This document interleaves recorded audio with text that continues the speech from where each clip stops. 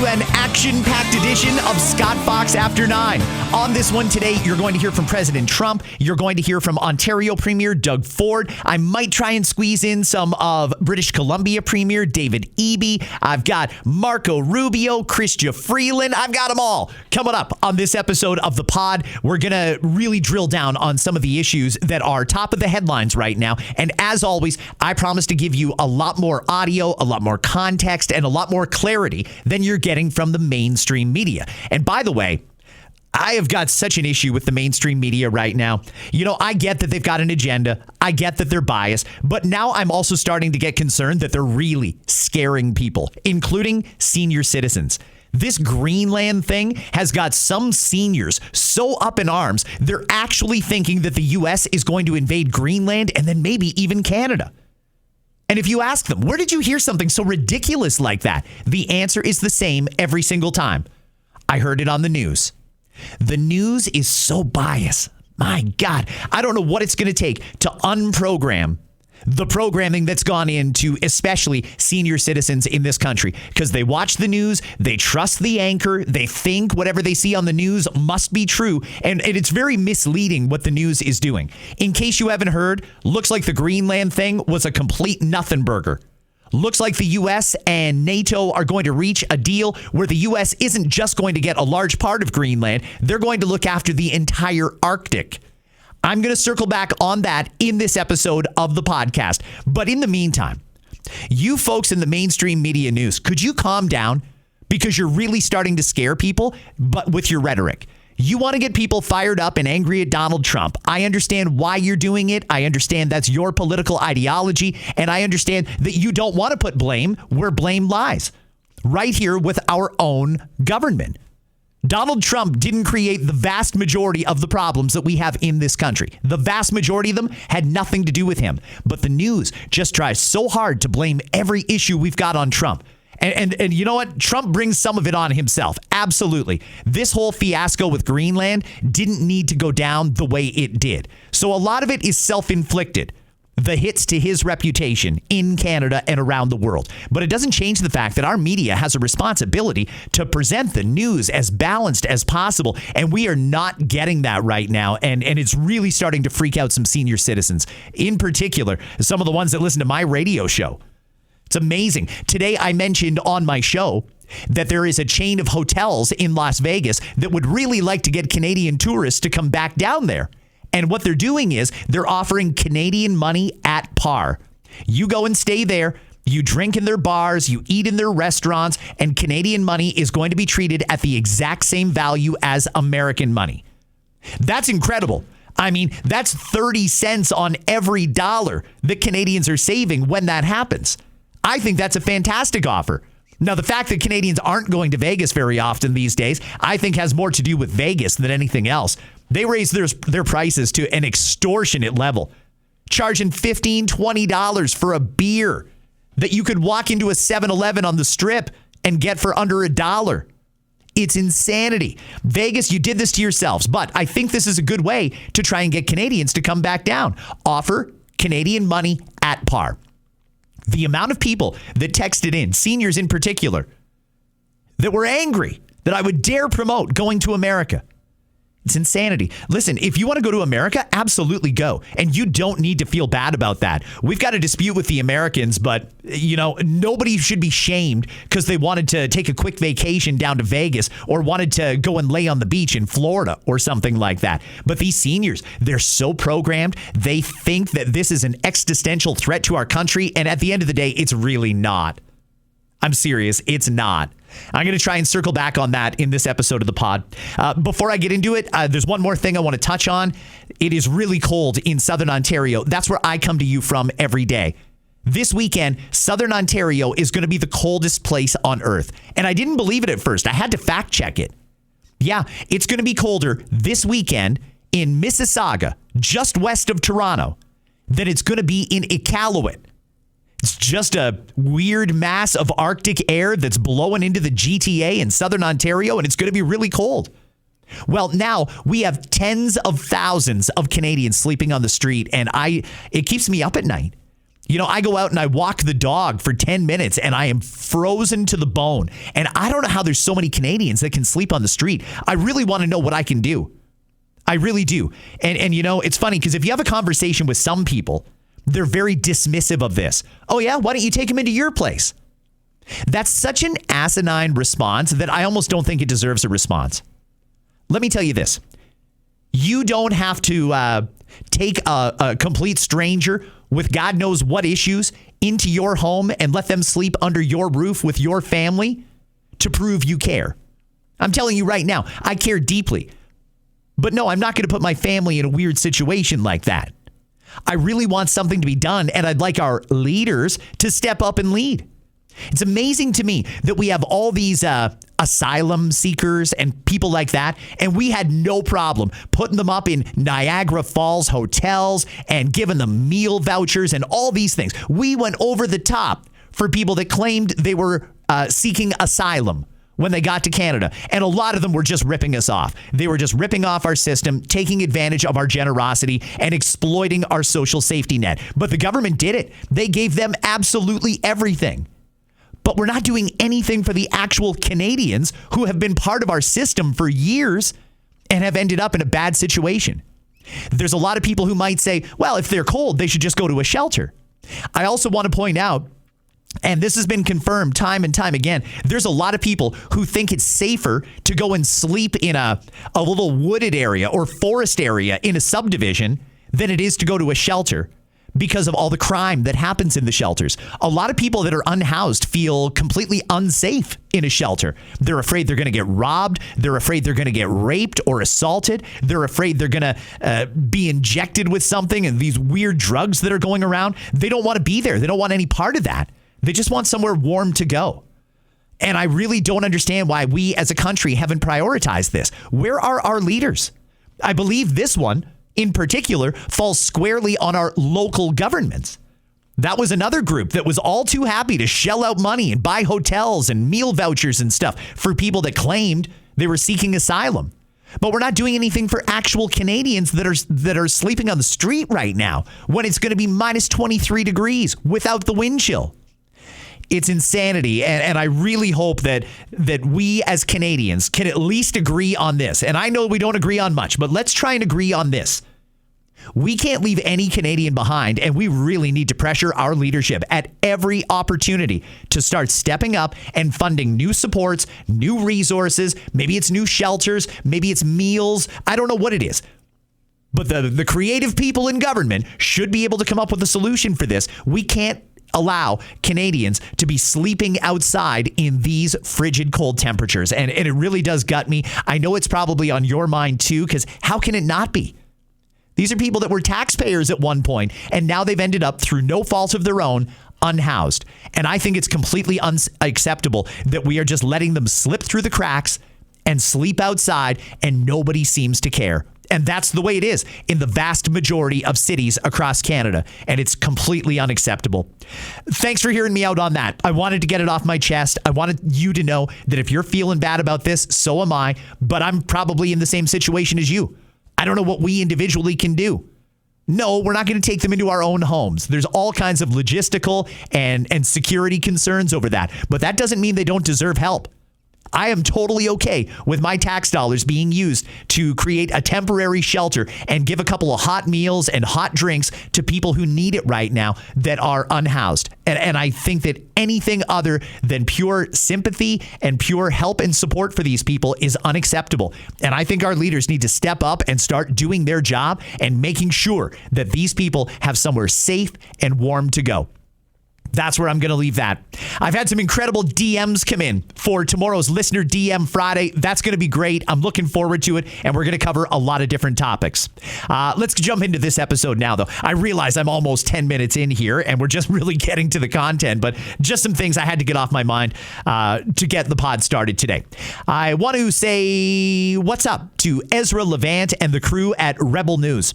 They are over in Davos right now, for the World Economic Forum. They go every year, and Ezra and his team do such a good job at trying to track down politicians and get them to answer some questions. And Ezra Levant must be having a fantastic time right now. He looks like he's having the time of his life trying to shake down these liberal cabinet ministers and members of parliament, liberal dignitaries, and try and get them on the record on a number of different topics. Let me give you just a little example of what Rebel News is doing over in Davos. Not often. Yeah, we just said hello to Justin Trudeau. Did you know he was here?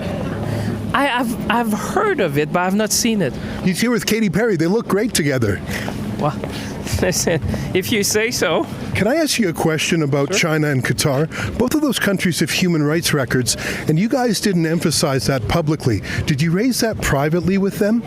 What I would say, every G7 countries I found a word to engage in a strategic fashion with China, for example, with eyes wide open, and Canada is no different. So, we remain very true to our own values, but at the same time, as you've seen with all our G7 partners, people find a way to engage with China. But a lot of the deal with China is... What would be...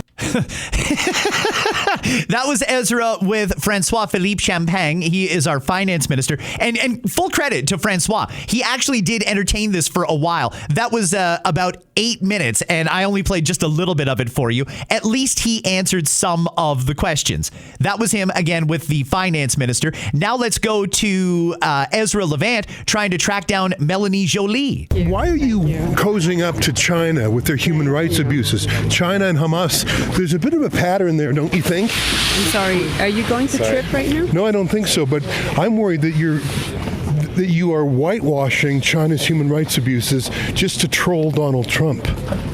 Well, listen, you can explain that to your viewers. We have a different point of view.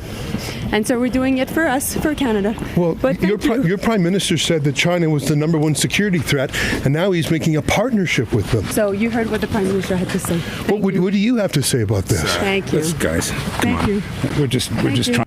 Okay, Melanie Joly clearly not in the mood to answer questions. And by the way, none of these politicians would ever give Ezra Levant and Rebel News an interview. They would never answer these questions. So Ezra had to fly to Davos, and he's literally chasing these people down the street as they walk from convention to convention and asking them these questions on the fly while they're walking. Here's him with Chrystia Freeland. Why didn't you disclose your job offer from Ukraine to the Conflict of Ethics Commissioner within 7 days as required? Hi, nice to see you. Likewise. I disclosed it to the ethics commissioner immediately. Are you sure about that? Because you didn't tell the Prime Minister for 2 days. I told the Prime Minister as soon as I spoke to him, as soon as I could speak to him. Why did you keep it secret from the public, though, until the President of Ukraine tweeted it out? It wasn't finalized. Are you sure it wasn't because you guys were shipping $2.5 billion out and it would be odd to have you on both sides of the deal? That was a decision of the Prime Minister. And let me just say, I think Canada should be proud to support Ukraine. And But I don't think that's the question. You were on both sides of the deal was the question. I wasn't on both sides of the deal. I actually wasn't at that meeting with the Prime Minister. Oh, she wasn't at the meeting, eh? Again, this goes on for quite a while. Let's get to Ezra talking to Justin Trudeau. Feel like you owe the Canadians an apology for... Have a good day, sir. You feel like you owe the world an apology for your behaviour during COVID? Have a good day, sir. Is it bizarre not being able... Please don't knock into me. I appreciate the respect. Well, your security was just pushing us around before. Of course. He still gives selfies. You got to hand him that. He won't talk to reporters, but he'll do a selfie. I just spoke with you for 5 minutes. You spoke at me for 5 minutes. You didn't answer any questions. You spoke at me, which is your style, isn't it? You don't do well with dissent. Rebel News is a place to go if you want news from the right and the perspective of Ezra Levant and his team. They are over in Davos right now. Yesterday, World Economic Forum, there was a big speech. Yesterday, it was U.S. President Donald Trump addressing them. Some people have already messaged me and asked me, hey, Scott, what did you think of Trump's speech? I'm assuming the people that asked me that with a lot of enthusiasm are Trump fans. I'm going to let you down a little bit here and tell you I thought it was terrible.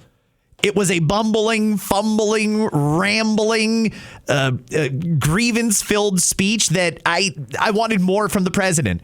Everybody else now is talking about the New World Order. I want to hear the president talk about the New World Order, and I did not hear that yesterday. It was strange. I'm going to play just a couple of highlights from President Trump yesterday, and then I'm going to get to some other people who actually did say something that you need to know. Here is President Trump yesterday in Switzerland. Thousands of businesses are being built, thousands. Hundreds of big factories, car plants are moving back to the United States. They're coming in from Canada. They're coming in from Mexico, from Japan. Japan's coming in and building plants here in order to avoid tariffs. They're coming in from China. They're coming in from all over the world. We have more plants being built now, car plants, than we've ever had built, even in the heyday from the 1940s and 50s. Okay, I mean, he's not wrong. There are definitely businesses that are leaving Canada and setting up in the U.S. That was Trump's whole goal with the tariffs, is he wanted to make it cheaper to do business in America rather than do business in Canada and export to America. In 12 months, we have removed over 270,000 bureaucrats from the federal payrolls, the largest single-year reduction in government employment since the end of World War II. Nobody thought that was coming, but we had no choice. To make a country great, you can't have all federal jobs. We've cut federal spending by $100 billion and slashed the federal budget deficit by 27% in the single year. It's going to go down quite a bit more from that, driving inflation way down from the record highs of the Biden administration. Every month, they went up and up and up.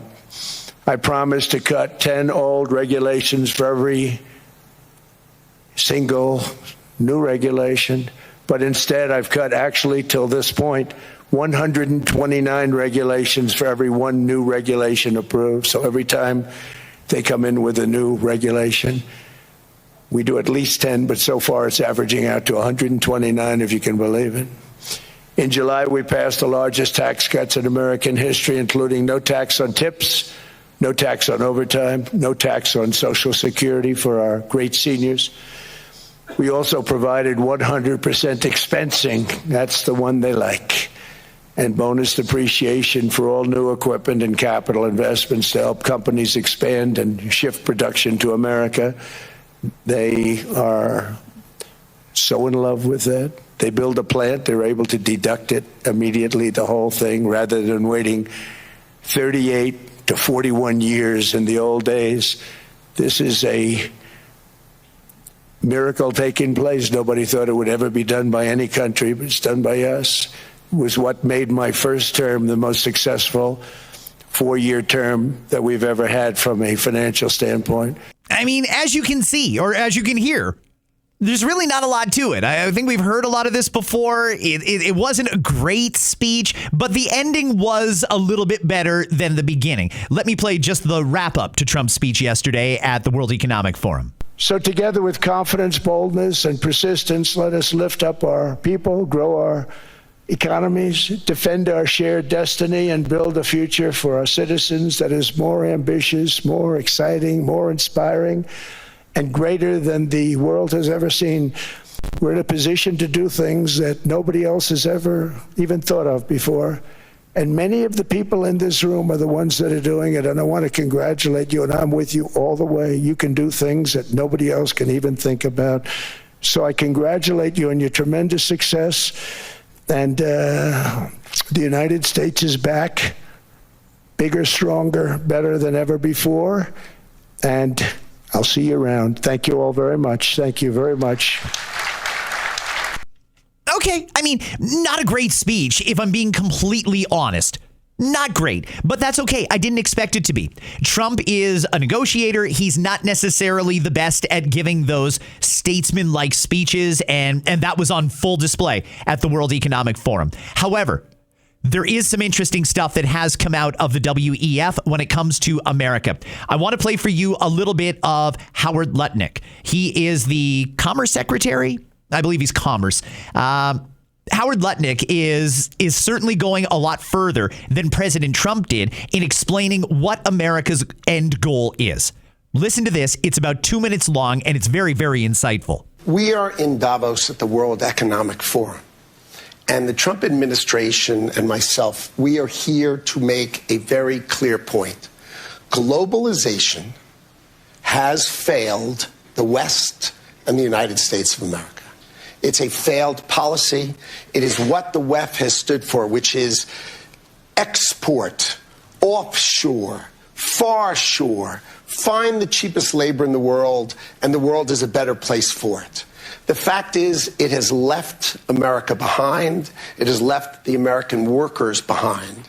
And what we are here to say is that America First is a different model, one that we encourage other countries to consider, which is that our workers come first. We can have policies that impact our workers. Sovereignty is your borders.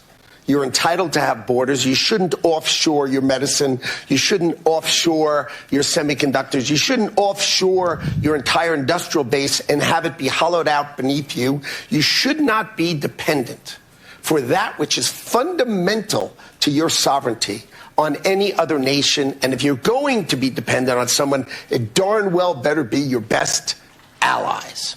Okay? And so that is a different way of thinking. It is completely different than the WEF. I viewed the WEF as not a flagpole in the middle, but in fact, they are the flag. Whichever way the wind blew, so it blew. You should have solar, you should have wind. Why are you going to do solar and wind? Why would Europe agree to be net zero in 2030 when they don't make a battery? They don't make a battery. So if they go 2030, they are deciding to be subservient to China, who makes the batteries. Wow. When you put it like that, very interesting, because that's a glimpse into the strategy of America. America first. They're going to build what they need for Americans. They're going to employ Americans. They're going to keep their money in America. They're not going to be reliant on anybody. They want to make themselves completely self-sufficient. And I think by and large, most Canadians would agree we need to do that too. The problem is we haven't really done anything like that. We still haven't gotten any progress made on the pipelines. We still haven't started this road to the Ring of Fire to mine all that rare earth and critical minerals. What are we doing to make it Canada first? How are we putting the Canadian people first? The Americans are all in. America first. That's their strategy. They don't want to be reliant on anyone for anything that country needs. It's not a bad strategy. Is it isolationist? Maybe. Maybe it is. In your view, it could be. I don't necessarily see it that way. I see it as countries doing whatever they have to do to make sure that they put their people first. And it seems like there's nobody in Canada that's interested in a Canada first strategy. But imagine how different things would be if we did have one. Here's a little bit more of Howard Lutnick. This is him talking on the Fox Business Channel, again, from Davos. Our antibiotics are made in China. Yeah. I mean, come on. We can't have an adversary, right, who, God forbid, there's a conflict, that we have to rely upon. It just doesn't make sense. So we need to reshore those things. We need to reshore our pharmaceuticals. So when the president is out talking about pharmaceuticals, he's talking about protecting us. God forbid we need it. We learned it all in COVID, right? Yeah, right? We couldn't even get masks. We couldn't get, like, hospital gear. Yeah. It was outrageous. So now we're paying attention to it. And President Trump's the only president who's got the guts, who's got the stamina, says, look, I'm just going to fix the whole thing for America. And that's why it's great to work in this administration. You know, we are literally fixing the things that make no sense in America. We don't make semiconductors. We don't have pharmaceuticals. I mean, come on. We don't do manufacturing. We need to have jobs in America for our great people. Let's bring those jobs back home. Yeah. Is anyone in Canada thinking like that? Now the Americans have made their strategy very clear. America first. Is anybody thinking Canada first? Is it on anybody's mind? Is anybody coordinating right now all the different things that we don't make in Canada that we need in Canada?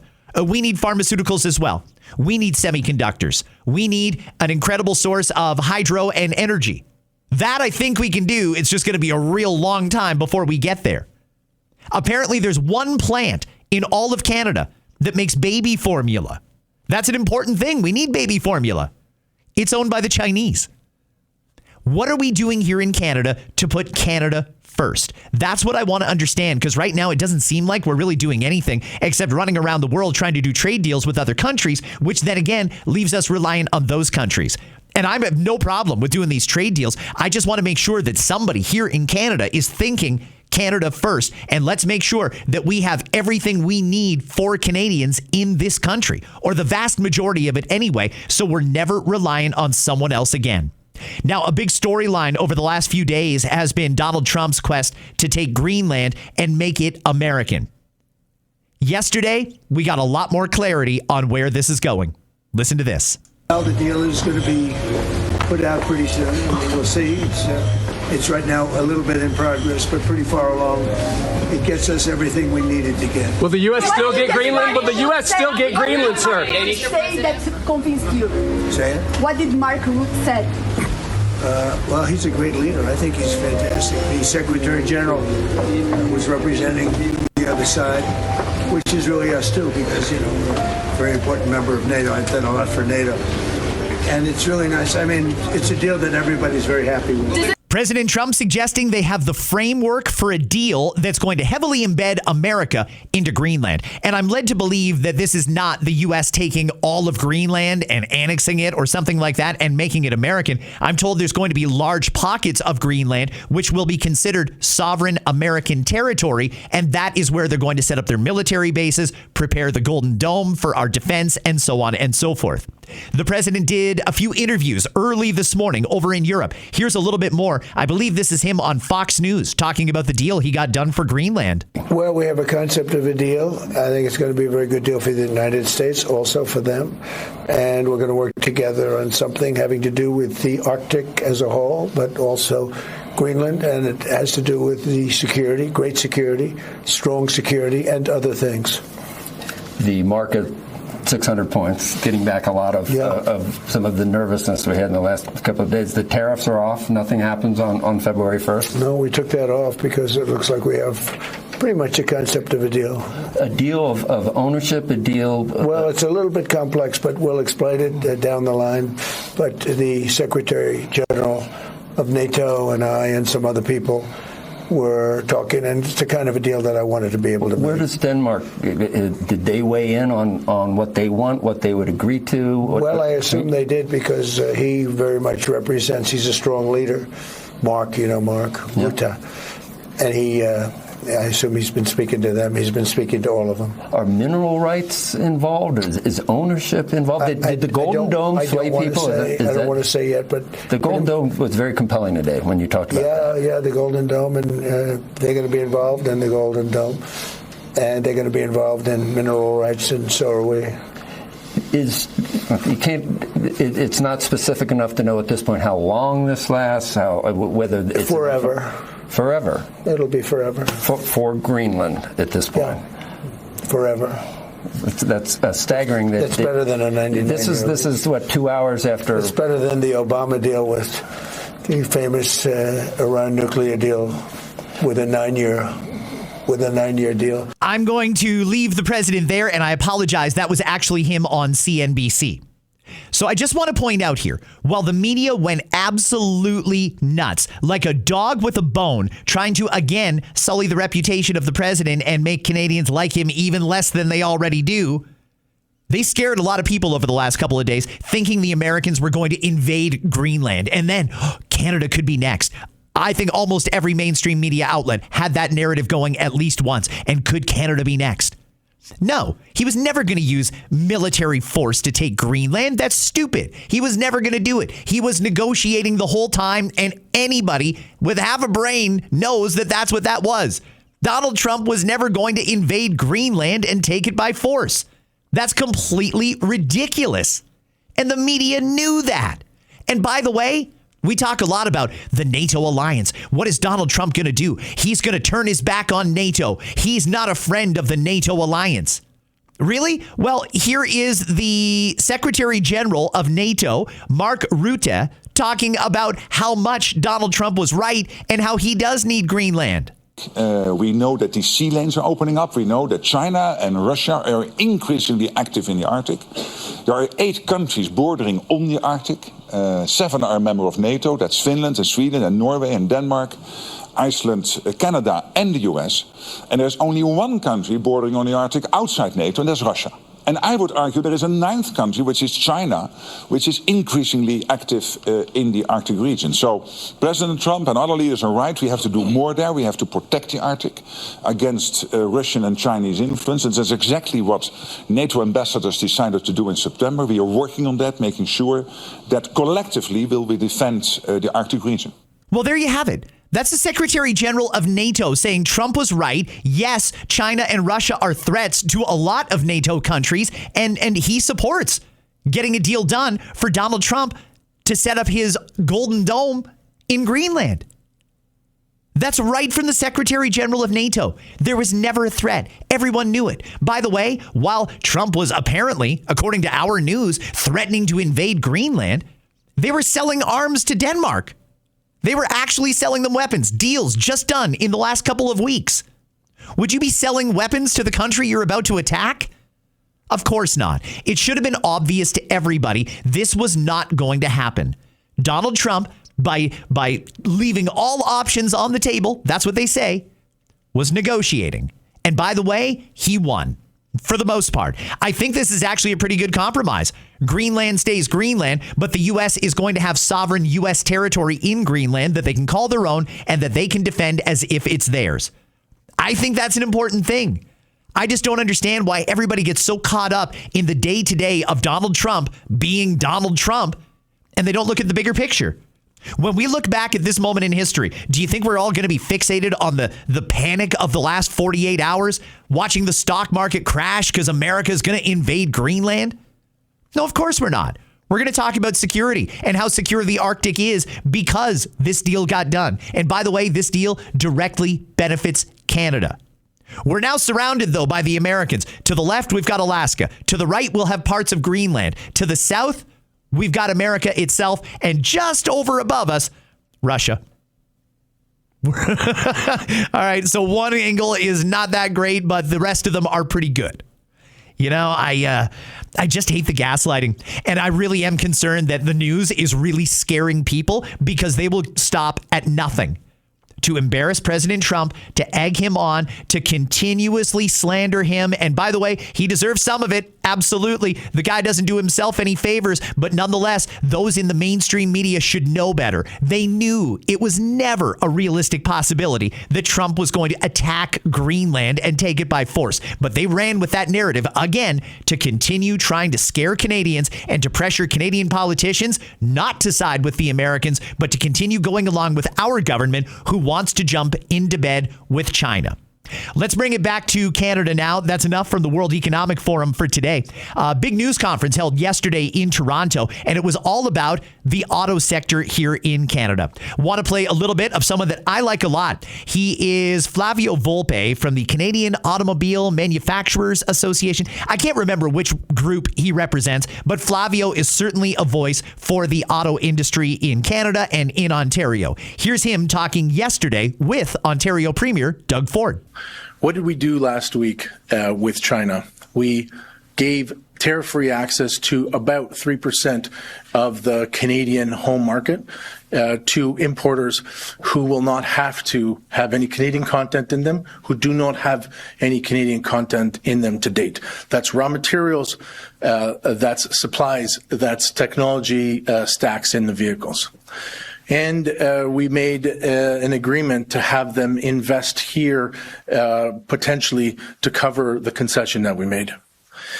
Those partners are not the same as the ones that make cars here and make cars in Europe in other Western countries. These are state-directed and owned companies who access the balance sheet of China to be able to compete for market share. The key objective has been market share, and we've watched them grow very quickly when they enter a market. The reason that we've put 100% tariffs in place in partnership with the Americans and then with the Mexicans is to help to seed EV investments in this region and have them bear fruit before those products inevitably poured over the tariff wall. We spent the last year defending that market and defending those supports against an unprecedented pressure from the White House and a pullback on that market. Making that concession in this moment makes the entire Canadian auto sector on shakier ground. And the Prime Minister is the Prime Minister for the entire country and balancing off a bunch of interests. And the people in the ag sector who celebrated that they had a return of about $3 billion of market access for their goods, that's a positive. But 50,000 vehicles from China at the current rate is that $3 billion. And so the concession is directly to the market prospects of the companies that we're trying to bolster at a time when we're under unprecedented pressure. 50,000 cars is about a shift at an auto plant. And a shift is 1,000 workers. It might be 5,000 supplier workers. So the challenge now is if they're inside the gate, what are we going to do to bolster the capabilities of Canadian suppliers who have hundreds of millions of dollars of capital at risk in this country and in the U.S. and in Mexico, employing 100,000 people here and another 100,000 Americans and Mexicans. At a time when we're renegotiating the full access in the USMCA for cars without a tariff, we've got to manage that risk not just from a practical sense, but from a political sense, from a president who doesn't see the world in the way that we see it. Our government, our industry, our workforce can't be naive to what we've just allowed in exchange for another consideration on the other side of Canada. And we've got to spend the next 3 years being really vigilant that the guardrails that we announced, we will enforce. And if they don't live up to joint venture investment, if they don't live up to caps, to the market that we've given away, then we should be confident enough to say thank you and good night. I'm here with... Okay. I actually figured Flavio would be a little more angry. I mean, what was done by the Prime Minister to the auto sector here in Canada was... I thought this was going to be terrible. I thought it was devastating. And Flavio there doesn't seem all that upset. We'll wait it out and make sure they play by the rules. Okay, I don't know. I mean, you guys were the ones who told me that this was terrible. This was a bad idea. Again, he doesn't seem all that upset about it. Let's hear from Lana Payne, leader of Unifor. And like so many workers who've been impacted by the tariffs from the Trump administration, auto workers are extremely, extremely worried about their future. We have been building vehicles in this country for more than 100 years. Our members are proud of what they do. As long as Canadians want to buy cars and trucks, we want to build them right here in Canada. Auto workers have been on the front lines of this trade war since last February, fighting to protect their jobs, their plants, and their communities. And that's why this China deal is a hard pill for them to swallow right now, because they've seen this movie before, where their jobs end up on the chopping block because of some trade negotiation. Opening up the Canadian market to cheap China-owned EVs worsens the situation we have already, where more and more countries in Canada. We cannot sustain an auto industry or the jobs that depend on it if vehicles are no longer built here. Given China's massive, and I say massive, overcapacity in EV production, there is little reason for those companies to establish real and meaningful manufacturing operations in our country. As of today, we have given market access without guarantees or any real commitments. And even if investment were to materialize, experience in other parts of the world shows the core supply chain remains in China. supported by heavy state subsidies, as Flavio has said, very, very low wages, and suspect labor conditions, while parts are shipped in for final assembly. This model creates few jobs and fails to establish a meaningful or durable industrial base. Look, there's no sugarcoating this. We are in the fight of our lives here, fending off Trump's tariffs, and that fight just got a little harder. We must collectively come together to stabilize and protect the auto sector we have so we can actually have a future one. Hey, all right, if I'm being honest, she doesn't sound all that upset about it either. I heard Flavio. He's like, we're disappointed, basically. No outrage, no calling out the prime minister, no demand for a reversal or anything like that from him or Lana Payne. I get that they're disappointed. Maybe they just don't want to make Carney look bad. I don't know. Maybe they like the access they have to the prime minister and they don't want to jeopardize that. I don't know what it is, or maybe it's really not that big a deal. But I'm not getting a sense of panic and urgency here from Flavio or from Lana Payne. Should I be all that concerned if they don't seem all that concerned? I've heard from a lot of people in the last couple of days. Forget elbows up. If I can get a cheap EV, I'm doing it. I've looked at these cars online. They look fine to me. I'm buying one. First opportunity I get. Now, Doug Ford, in the audio I'm about to play for you, is going to call for a boycott of these Chinese EVs. That's the most powerful statement I've heard so far. The people who have a vested interest that work on the ground in this industry every day, they seem disappointed, but they don't seem angry. So why should we care? I'm just going to put that out there because there are a lot of people who don't care where these cars come from. They just want a new car and they want it to be affordable. And they can't get those prices from the North American made vehicles. So they're seriously looking at buying one of these Chinese EVs when they're available. And again, we've heard this is not good news for the auto industry, but nobody seems all that fired up about it. Okay. All right. Well, if they're not fired up, I don't know why I should care. Over the last few days, we've watched as President Trump has threatened Greenland, he's threatened Canada, he's threatened NATO allies. President Trump remains relentless in his campaign to create a more unstable, unsafe, and uncertain world. Doug has no idea what's going on in the world, and I don't think he understands what America is doing. And by the way, commenting on the day-to-day stuff of Donald Trump as if it's evidence that some major catastrophe is coming is ridiculous. If Doug had done this news conference like 3 hours later than he did, he'd realize the Greenland threat is nothing. There is going to be no tariffs against NATO allies. The U.S. is going to move in and take Greenland, and the story is basically done. A lot of hyperbole here. You know what? I talked earlier about the media getting seniors in particular all worked up over nothing. This is a prime example too, though. Doug Ford going on and on and on about what an existential threat Donald Trump is to Canada. What about the threat Ottawa is to Ontario? Am I crazy, or did everyone agree that they just did a major injustice to Canada's auto sector? Mark Carney, who himself said China is the biggest threat to Canada, just did a deal with China and he intends to do more. I don't understand why Donald Trump is still the target of all of this. If USMCA, the free trade deal between us, the USA, and Mexico, if that falls apart, nobody, including Doug Ford and Mark Carney, should be surprised because they taunt Donald Trump at every possible opportunity. They blame all of our problems on Donald Trump when it's plain as day. Donald Trump didn't do half the things that are wrong with this country. A lot of the reason Canadians are upset and broke has zero to do with Donald Trump. That was well underway before Trump even got elected, which was only just 1 year ago.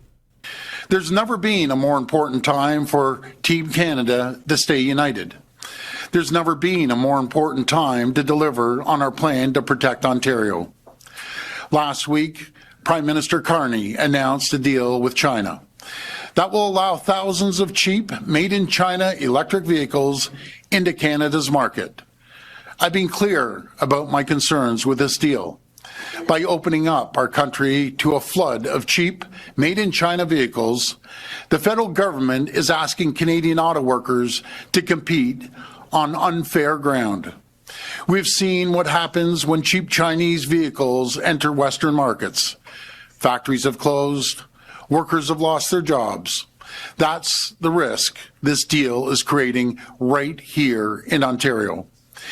In exchange for opening Canada up to this flood of cheap Chinese vehicles, the federal government got nothing, absolutely nothing in return for Canadian auto workers. And that's why we're here today. My focus and the focus of the leaders with me today is to find a solution that works for all Canadians. We need to find a path forward that protects Canadian auto workers and good-paying union jobs. Instead of importing vehicles, we should be making vehicles by Canadian workers, using Canadian steel, respecting Canadian specs and standards, leveraging Canada's supply chain. And if the Chinese are serious about making investments and creating auto jobs here in Canada, then show us proof. Canadian auto workers can't feed their families with hypothetical commitments about investments that might happen 5 years or a decade from now. They need concrete investments that will create jobs now and support Canadian workers and their families. These investments should be at the heart of any deal between Canada and China. If the federal government had consulted Ontario or the leaders who are here with me today, we would have made that very, very clear. Okay, but Donald Trump is the problem, right? Like, you just went on and on and on about what Ottawa has just done to the Canadian auto sector. 500,000 people employed in this industry that stand to lose their job. You just talked about it. Ottawa did it. They didn't even consult Ontario. Why don't I hear the same outrage about that I hear about Donald Trump? Why is the Prime Minister not squarely in the crosshairs of Doug Ford and Flavio and Lana here? I don't understand why they're not aggressively going after him. Ontario got screwed. The auto sector got screwed. Canola farmers are fine. Seafood harvesters are fine. They got their tariffs lifted. Now we get flooded with cheap Chinese EVs. I mean, that apparently are a pretty serious security threat. But no, everything's Donald Trump's fault. It doesn't make any sense. I get that they're playing political games. And by the way, politically, this is probably good for Doug Ford because the seniors watch him and they either get angry or they get scared. Either way, they rally behind him. That's the strategy. That's what they're doing. Keep the focus on Donald Trump. I don't get it. Like, are you seriously trying to protect Ontario? Because if you're trying to protect Ontario, we need protection from Ottawa. What are they going to undermine next? The steel and aluminum industry? The critical minerals? What's next? They went after the auto industry. What's next? And when will we stand up to Ottawa? Because it seems to me that's who we need protection from. Let's go to the Q&A. Premier Ford, Megan Fitzpatrick from CBC News. Did you have a chance to watch President Trump's speech this morning in Switzerland? What did you make of his comments that Canada only lives because of the U.S. and that Prime Minister Carney should have expressed more gratitude to the United States? Well, that's typical President Trump. He goes out on the attack constantly. Maybe he should look at the Amcan fortress that we propose. We'd make two countries, the greatest two countries in the world, the strongest, the wealthiest two countries. It's disappointing to see him on a full attack. Putting the Canadian flag, the American flag over Canada, over Greenland. I just want to point out, it's Doug Ford that's constantly on the attack. Every single speech he gives, there is a part in that speech that is an aggressive attack against the President of the United States. Every single time he talks, there's an attack on Donald Trump. Trump doesn't talk about Canada that often, but we keep provoking the guy. Crazy to me. I mean, it doesn't seem to me that this is diplomacy in action here. Premier Ford, Mark McAllister from City News. Just to follow up on that, you're very critical of Prime Minister Carney right now based on this deal with China. What did you make of his comments yesterday and his speech yesterday? He seemed to command the interest of the world in saying what he did yesterday, all the while you've been quite critical. Well, I wouldn't say I was critical of the Prime Minister. I was very, very disappointed, as my colleagues behind me are very disappointed not to get a phone call, not to get a text message, and cutting a deal. And God bless the people in Saskatchewan. I love them out west, out east, in the fisheries. But the three of us, we have to take care of Ontario here. That's my number one job, to protect the people of Ontario, protect their jobs, protect communities, and that's what I'm going to continue to do. Okay, you just heard it right from the horse's mouth. You don't need to be upset about these Chinese EVs. This is all a show, apparently. I haven't heard any anger. I haven't heard any outrage. Nobody's aggressively going after the prime minister, not even a tenth as hard as they go after Donald Trump on a regular day. Doug Ford, I'm not being critical of the prime minister. He just said it and he repeated it. I'm not critical of the prime minister. I'm just disappointed. Okay, then again, what are we all fired up about? Are you angry or are you not? You're just disappointed? Okay, well, I'm disappointed in a lot of stuff with this government. The difference is I'm angry about certain things and he doesn't seem angry, and he's just confirmed he's not critical of the prime minister. He's just disappointed that he didn't get a phone call. Relax, everybody. The Chinese EV thing is apparently a big nothing. Nobody's angry about this. They're just disappointed. And you can hear it. You've heard it. Alison Jones, Canadian Press. Just to follow up on that, you've been perhaps not critical, as you say, but disappointed in Prime Minister Carney's approach to Chinese EVs. Do you support his approach to global relations through the words that he used at Davos yesterday, and the approach of sort of delivering this broadside to Trump? You know something? 100% supportive, because I've been saying it from day one, before Prime Minister Carney even got elected last year. I was out in front of the Canadian people saying we have to diversify our trade. We have to find new partners around the world, reliable partners, democratically elected governments. That's who we need to work with. And we need to, move that forward as quickly as possible. As for investments here in Canada, in particular in Ontario, we need to see action. We need to start moving quicker. We hear a lot of talk, but we need to see results. Talk is cheap. We want to see results. And the Premier is absolutely right about that. Bravo. Let's see some results. Anybody can give a good speech. Let's see the results. We've heard the speeches. We've heard them going back to Trudeau. We've heard these elaborate promises. Now let's see some action, because so far the one thing missing is action. Hi, Premier Jeff Gray, Globe and Mail. Wanted just to ask you a little bit about that. We know you didn't get a heads up on the decision that the Prime Minister made with regard to China, but would it have been typical in your relationship with him to have, can you give examples of past decisions or announcements where you would have spoken in advance about something of that magnitude, something that impacted Ontario? Would you have had a conversation with him? Is that what you would have expected? Well, we had a great relationship, and I hope we still have a great relationship. But when you don't inform someone in their number one sector that you're going to cut a deal that could, as Flavio said, would cost one full shift, where are those 50,000 jobs coming from? It's going to come from one of our assembly plants. It's just being respectful before we do anything. And if it has anything to do with the federal government, we consult, we speak to them. But just all of a sudden to get a 2-hour notice phone call that they're going out to release something, and my friends behind me, the same thing happened to them. They got the last minute call. Oh, I'm sorry, the deal is done, and this is what's happening. Unacceptable. Okay. He's still buddy with Carney. He wants to be friends with Carney. I don't understand. Carney just threw a nuke into the Canadian auto industry, and Doug's not critical. He's just disappointed, and he still wants to be his friend. But he wishes he'd had a heads up. He's disappointed he didn't get a phone call. Where's the outrage? What does Protect Ontario even mean anymore? This is crazy.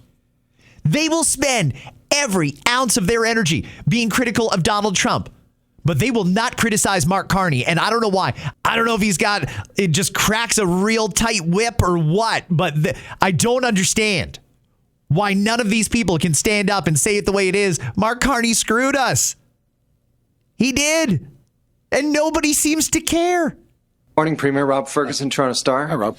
Just wondering, the concerns you all raised this morning, we've been aware of them since, I guess, at least last Friday, when it looked like this deal was happening. Other than your initial conversation, which I think you said was with Dominic LeBlanc, was the one who called you, have you or anyone else up here had any communications with the federal government on this to give you feedback on what you're saying? Well, I'll speak for myself. I've talked to Melanie Joly a few times as of this morning as well. But as far as I know, none of us have talked to the Prime Minister.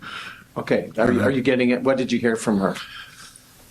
Well, I guess she was... I mean, who cares what he heard from her? Why hasn't he talked to the Prime Minister? What the hell is going on here?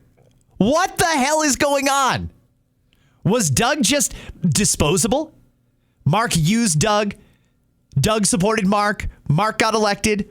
Mark is now traveling the world and having a great time on the taxpayer dime, and he doesn't really need Doug Ford anymore. That's the way this seems, and I think a lot of people see that. It seems like Doug Ford got used. Seems that way, and the premier himself doesn't seem to want to acknowledge that.